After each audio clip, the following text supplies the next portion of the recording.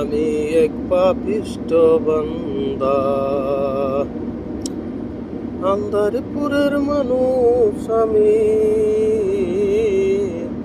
আন্দারপুরের মানুষ আমি, আন্দারপুরের বাসিন্দা। ও আল্লাহ, আমি এক পাপিষ্ঠ বান্দা।